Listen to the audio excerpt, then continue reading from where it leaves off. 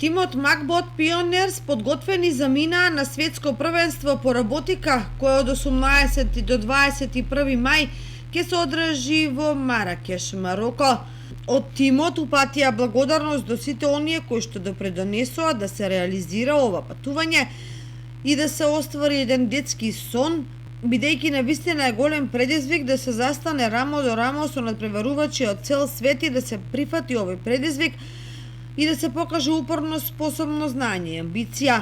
Инаку тимот ученици од Средното општинско училиште Гоша Викентиев минатиот месец беа победници на националниот натпревар по роботика во прва Лига Македонија, што се одржа на Универзитетот Гоце Делчев во Штип.